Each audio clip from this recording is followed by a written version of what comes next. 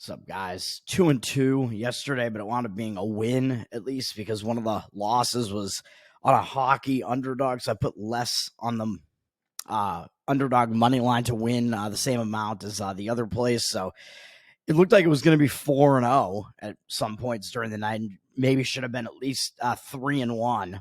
So I'm not too happy about the result, even though it was a slight winning night.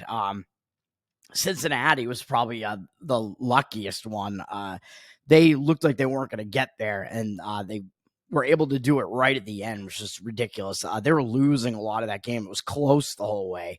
But TCU, they kind of ran out of steam in the end of it, like I kind of expected to happen. I expected them to lose that game more easily than they did. It wound up going into overtime, and Cincinnati's big man had actually fouled out on like the last play of regulation, and it was a bad call. Like they were both going for the rebound. He shouldn't have been called for a foul on that. You got to let them play in a situation like that. It was not a totally obvious foul, like just kind of a typical basketball play.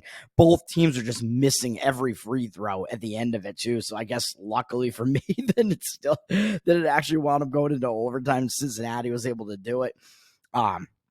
Arkansas almost completely blew it. They were winning the game by at least 20, like throughout the early portions of the game. They were just completely dominating. And then I don't know what happened, but they blew the entire lead, and they actually fell behind late in the game by 1 or 2, but they wound up winning in the end. I don't know if they hit a 3 at the end or what it was, but they did wind up winning.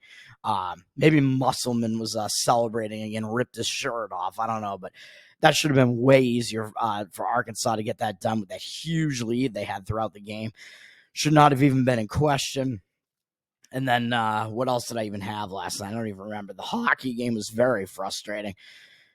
Arizona, they got outplayed statistically a little bit, but I think they were the right side. They never trailed in regulation as an underdog, which is exactly what you want as an underdog. You want the team to be in the game, and they were more than in the game. They were winning 2-0, like halfway through the third period. So that's a situation where it looks like it's going to be over, and you're going to get it right. So it's going to be a nice underdog money line cash. And like I said, as an underdog on the money line, that's what you want. Like a team that doesn't even trail in regulation, that means you pretty much got it right playing the underdog price there. But no, they wind up blowing the 2-0 lead in the final 8 or 9 minutes and then losing it overtime. Just great. Thanks, Arizona.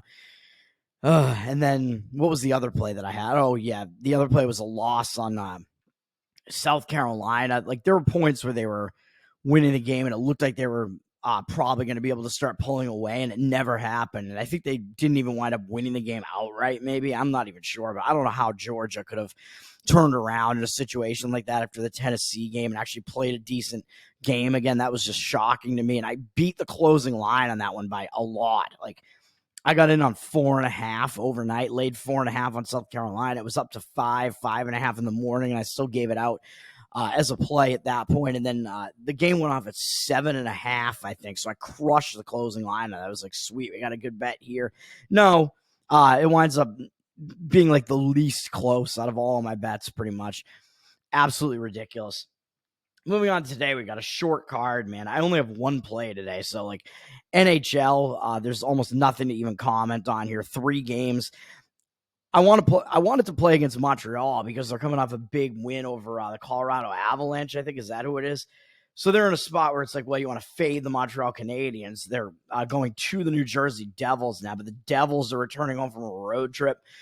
Although they finished the road trip with a loss against the Bruins, but I don't really want to be on a team that's returning from a road trip like that, especially a team that's obviously the better team. So you might not be totally getting value with them. So I have to stay away from it, unfortunately.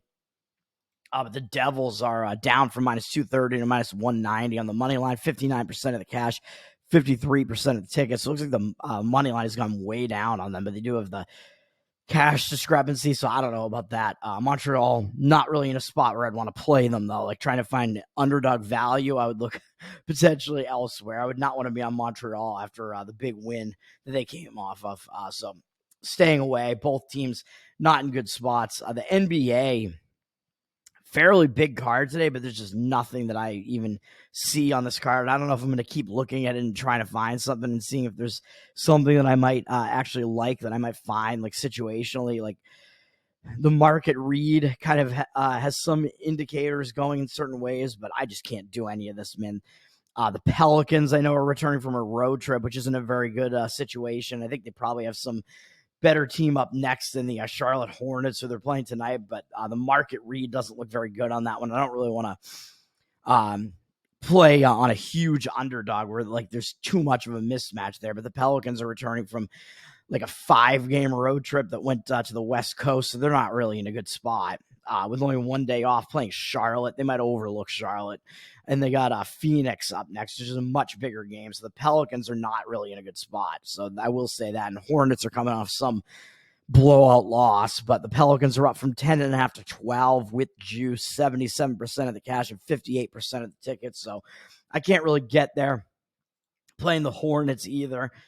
College basketball is where I do have the one play that I'm going to be on here. I would potentially want to look to go against Robert Morris because they're coming off a nice win over IPFW. That's a pretty big win in that conference, but they're up from 7.5 to 8.5, and they're playing Detroit Mercy, who might be the absolute worst team in all of Division I college basketball. So I just can't get involved in it, man. Ken Palm, I think, has this at like 10 or 11. There's no way that I could actually put money on Detroit Mercy. I'm sorry, even though it might be a letdown spot for Robert Morris. The line looks like it's going up on them, so I'm not going to be able to get involved in that one. There are some things that make me like Arizona State to the point where it's close to a play on Arizona State against UCLA. It's kind of this like syllogism thing because Arizona State just lost to Washington by double digits, but it was on the road at Washington. But UCLA just beat Washington, although it was at home. So people might look at this and think, wait a minute, UCLA beat Washington, who just beat Arizona State. So how is UCLA getting points against Arizona State? I don't know if people are going to think that or not.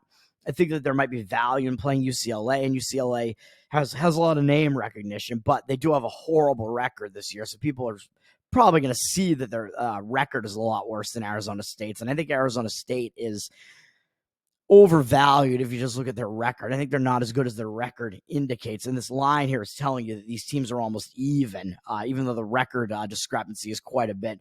UCLA, not very good this year, down this year. They've had a lot of turnover. I don't know. The syllogistic aspect of it makes me kind of want to lean Arizona State, but I just can't really do it. There's not much of a situation otherwise there, and I don't like the record discrepancy that these teams have that makes it look like Arizona State might be better than they actually are. So can't quite do it, but Arizona State is up from 2.5 to 3.5. As a favorite at home, and KenPom has this at about 5, somewhere like that. Speaking of a 3.5 point favorite, where KenPom has it at 5, this line has actually moved, man. I am so sorry. I keep taking these lines like overnight, and the line like moves a little bit overnight. Although I still kind of like this one where it is right now. I'm playing Northwestern.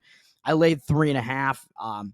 It seemed to be ticking up to 4, and it looks like it's at 4.5 now at a lot of spots. You might be able to find some variance in the line, see if you can find like 4, maybe still 3.5s out there. I don't know. I still like this number, maybe up to about 5. KenPom, I think, has this at about 5.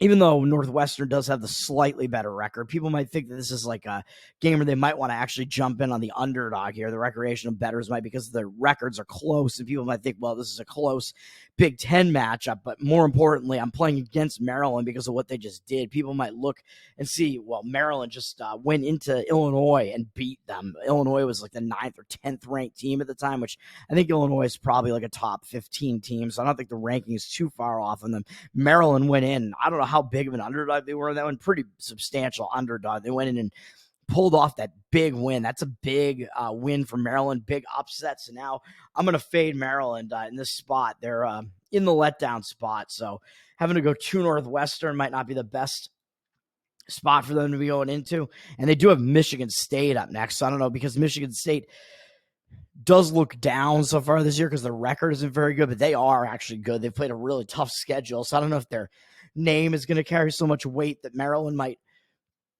have one eye looking ahead to a Michigan State battle. I'm not sure. I don't know if they're going to overlook Northwestern, though. Northwestern has a pretty good record so far, and they've been playing pretty well in conference, but Maryland's coming off the huge win at Illinois, and it's a second straight road game here, so it's not the best spot for Maryland coming into this one. So I'm going to lay it with Northwestern, and Northwestern did just lose their last game at Wisconsin, although that's a tough game against Wisconsin. So they are coming off a decent effort game there, a tough game, but I kind of like them to turn it around at home. I think they'll be focused on Maryland team, seeing what Maryland just did, and Maryland's like right behind them in the standings.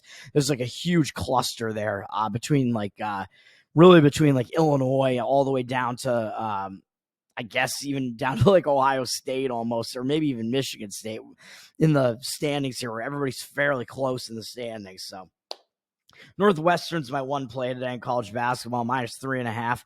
Have a good day, man. That's going to do it for me. Short video for once this morning, but the card is not really to my liking today. So we'll have one play today and just hope that it gets there for a winning day. It's either going to be a win or a loss today, but we'll see what happens. And I'll probably do an NFL video at some point tonight or tomorrow. We'll see what happens. Talk about the divisional round. It's tough to gauge, man. I don't really have huge, strong opinions on this round yet, so we'll see what happens. Have a good one, man. Peace out.